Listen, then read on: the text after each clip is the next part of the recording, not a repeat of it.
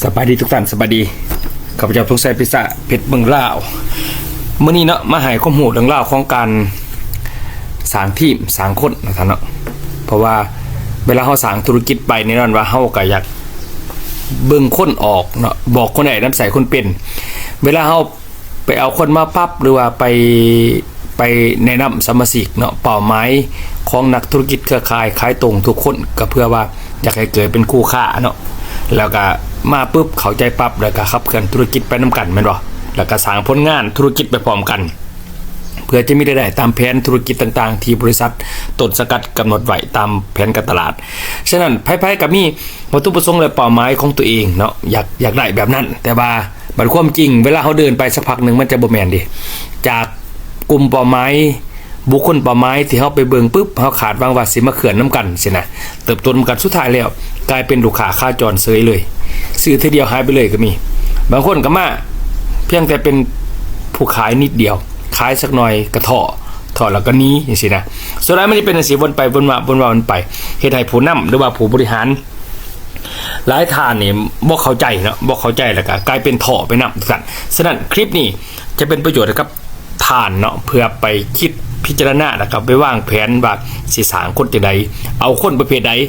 มาเป็นคู่ค้าเอาคนประเภทใดมาเป็นองค์กรจังสิเหมาะสมทุกท่านฉะนั้นถ้าเบิ่งตัวนี้เด้อ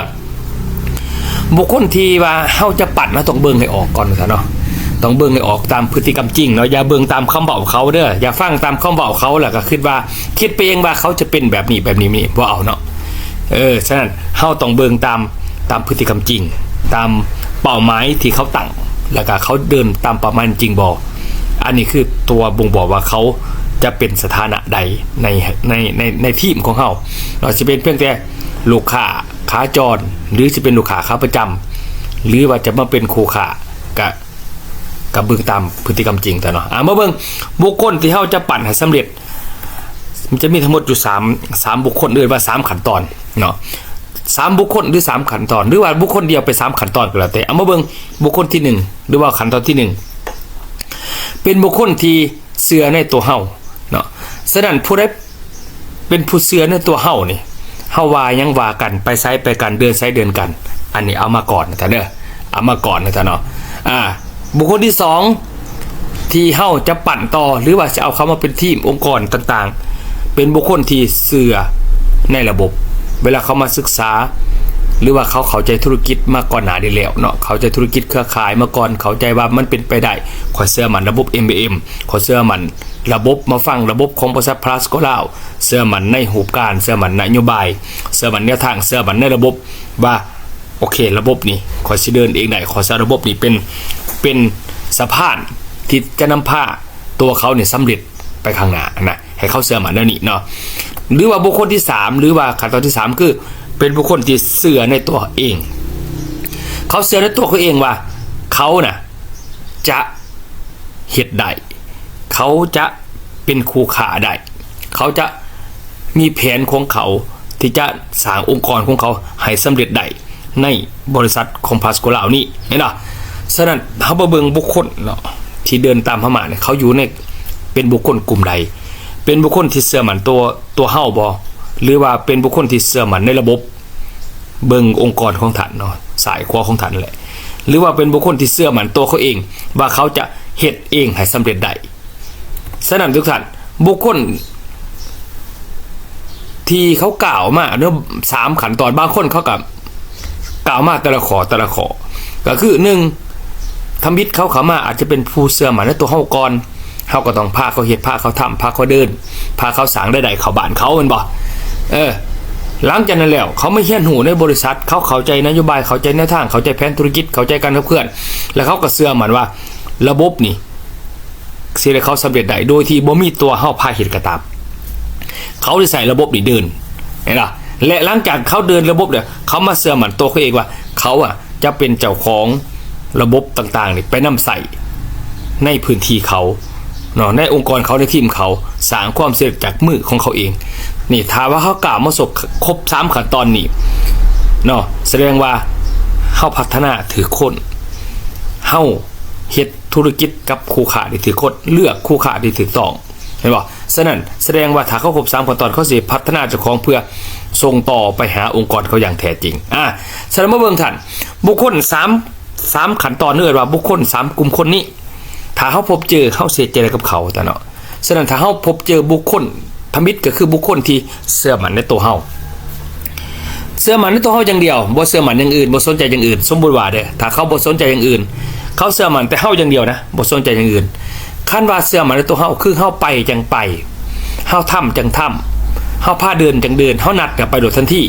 เฮาว่าจังได๋จังสั่นแต่คันคนอื่นบอกบ่เฮ็ดบ่ทำแสดงว่าเขาเชื่อมั่นในตัวเฮาถ้าเชื่อมั่นในตัวเฮา1เฮามาเฮ็ดหยังเฮาต้องส่งเสริม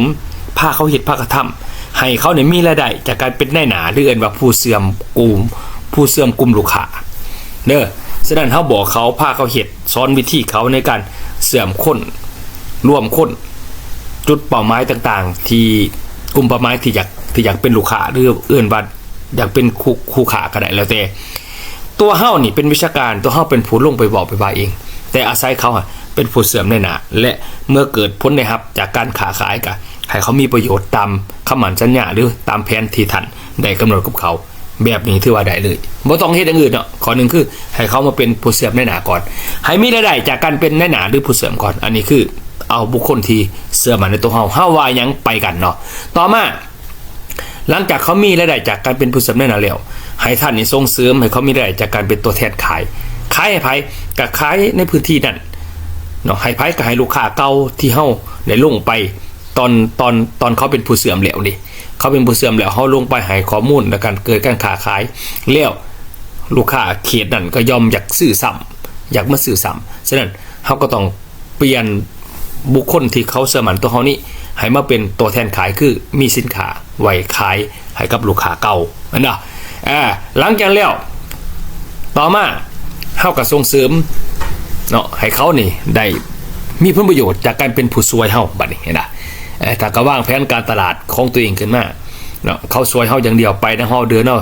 อาจจะร่วมคนช่วยคนช่วยนำผ้าคนช่วยหรือดูแลลูกค้าช่วยหรือสต็อกของช่วยหรือเป็นในหน้าช่วยยังแล้วแต่ฉะนั้นเขาเชื่อมั่นในตัวเฮาก็ต้องส่งเสริมเขาให้เขามีรายได้เขาบ้านเขาเฮือนเขาจาก3ข้อนี้เพราะให้ไปอย่างอื่นเขาจะบ่เฮ็ดดิเพราะว่าเขาบ่ยอมหนีจากเฮาดิบ่ยอมทำอย่างอื่นบ่ยอมเฮ็ดน้ำไผบ่ยอมเฮ็ดตามระบบบ่ยอมสนใจไผถ้าเจ้าเลิกขอยก็เลิกถ้าเจ้าได้ขอยอยากไปนำขอยสิไปกับเจ้าเท่านั้นแบบนี้บ้านเฮาหลายท่านเด้อบ้านเฮาหลายแฮงฉะนั้นเฮาต้องใส่คนให้เป็นบุคคลที่2ท่านเรียกว่าบุคคลที่เสื่อมในระบบอันนี้หมายความว่าเมื่อเฮาเอาคนที่เสื่อมในตัวเฮามาเข้าสู่การเรียนรู้แล้วในระบบบ่ซะแล้วเขามาฟังเขาเห็นเขาเข้าใจเองเมื่อเขาเข้าใจเองเขาเสื่อมในระบบแล้วนี่เขาก็คิดว่าถึงบ่มีเฮาเฮ็ดนำก็อย่าเฮาเลิกเฮาเศร้าเฮาบ่สบายเฮาหนีเฮาตายเฮาจากเขาก็สามารถที่จะใช้ระบบตัวนี้นำพาเขาสร้างอาชีพได้นำพาเขาสร้างอนาคตได้ฉะนั้นบุคคลที่เสื่อมในระบบแล้วนะให้ท่านส่งเสริมให้เขามีรายได้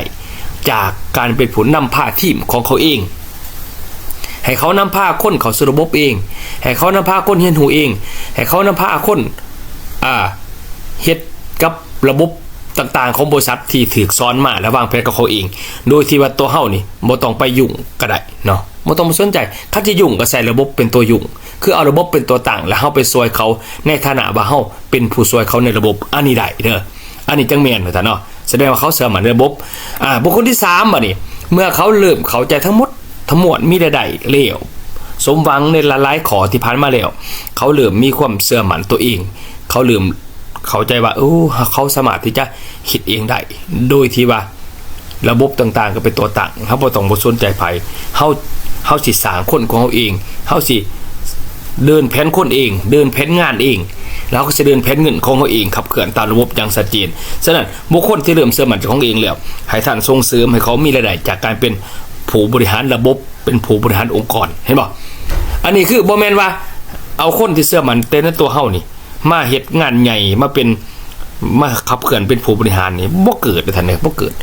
ถึงที่ใส่เสื้อบริหารแต่งตั้งตำแหน่งผู้บริหารเขาก็บ่เฮ็ดให้เขาก็ท่าเจ้าคือเก่าเพราะว่าเขาเชื่อมั่นในตัวเจ้าดิว่าเจ้าสิพาเขาหาเงินหาทองเขาบ่ได้เชื่อมั่นระบบเขาบ่ได้เชื่อมั่นตัวเขาเองผู้นี้เนี่ยสิแต่งโตล้นฟ้าสิซื้อรถเบนซ์ให้10คันก็นั่งถ่ายอยู่เฮือนคือเก่าท่าเจ้ามาคือเก่าจังไป มันอยู่ที่บุคลิกของเขาอยู่ที่การกระทำพฤติกรรมความเสื่อของเขามันบ่อยู่ที่ระบบบริษัทหรือบ่อยู่ที่ตัวเฮาเข้าใจเนาะฉะนั้นเมื่อเขามีความเสื่อซ้ำนี้จะส่งเสริมเขาซ้ำนี้พ่อนะท่านเนาะให้เข้าใจอย่าสิไปเอาลูกค้ามาเป็นคู่ค้าเนาะคู่ค้าเหมือนกันมันก็มีหลายกลุ่มคนฉะนั้นเบิ่งพฤติกรรมจริงว่าเขาเสื่อมันในตัวไผถ้าเสื่อมันในตัวเฮาอย่างเดียวก็พาเขาเฮ็ดเป็นในหนาให้เขาเป็นตัวแทนขายเขาเป็นผู้ช่วยสมัครเกณฑ์เขามีรายได้จากจุดที่เขาทำนั่นเนาะถ้าเขาไม่เฮ็ดนู่นแล้วเขาใจระบบเสื่อมันระบบเริ่มจะว่าบ่เฮ็ดกับเฮาก็ได้เขาเฮ็ดเองเดินเองก็พัฒนาเขาส่งเสริมเขาเป็นผู้นำพาเองอย่าไปยุ่งเรื่องของทีมของเขาอย่าไปยุ่งในการบริหารจัดการของเขาถ้าเขาไปยุ่งอยู่แสดงว่าตัวเจ้าหันปึ๊กตัวเจ้าบ่ฉลาดเจ้ามีแต่ว่าอยากให้เขาเป็นคนหนึ่งเลยแสดงว่าเขาเป็นคนหนึ่งเลยเขาก็จะเติบโตบ่ได้เจ้ากับมีแพสซีฟอินคัมบ่ได้แต่จะส่งเสริมเขาว่าเหมือนหนึ่งเขาเป็นผู้นำผู้บริหารเป็นไปบ่ได้แต่นี่เขาใจ3ขั้นตอนนี้แล้วชีวิตธุรกิจของท่านสิประสบความสำเร็จแล้วเสร็จจริง